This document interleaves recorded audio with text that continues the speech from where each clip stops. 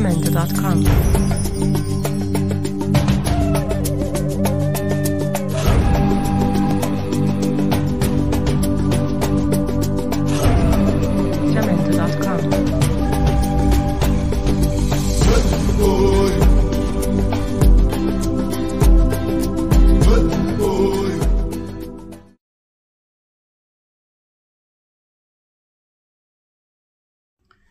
Le narratif. Le narratif aujourd'hui paraît ou devient un mot à la mode, que ce soit en RDC ou que ce soit en Afrique. Mais lorsqu'il faut changer les narratifs, il faut aussi savoir changer de mentalité, savoir changer de comportement. Ce qui n'est pas le cas, surtout dans notre pays, en ce qui concerne la corruption, par exemple. Je me souviens qu'il y a quelques années, le président Kabila, à New York, s'adressant à un journal, expliquait qu'il avait recherché avec lui 15 collaborateurs qui pouvaient travailler avec lui, qui pouvaient l'aider dans son travail pour pouvoir faire émerger le Congo, mais il n'en avait pas trouvé. Le président Tshisekedi, s'adressant à un journaliste de Radio Vatican, répéta la même chose en ce qui concerne le choix des collaborateurs.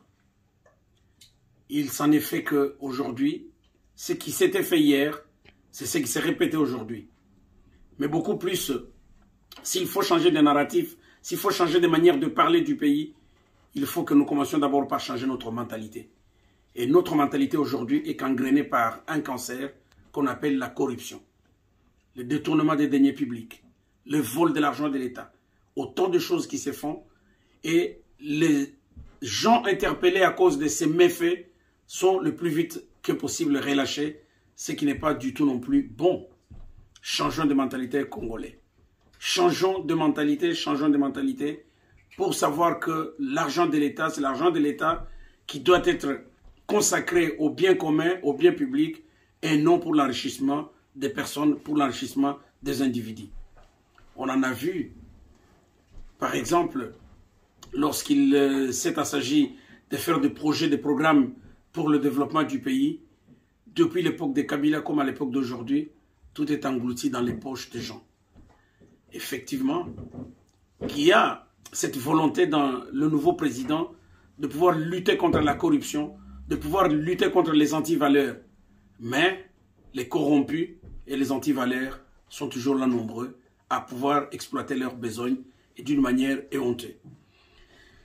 On espère très bien qu'avec aujourd'hui l'Agence pour la lutte contre la corruption, l'APLC, avec l'aide de l'Inspection générale de finances, l'IGF, on pourra en arriver à stopper, ne fût-ce qu'un temps soit peu, la corruption, le détournement des deniers publics et de l'argent de l'État.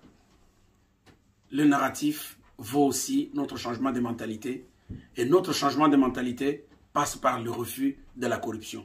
Refusons la corruption, luttons contre la corruption, combattons la corruption congolaise parce que cela ira au mieux pour notre pays.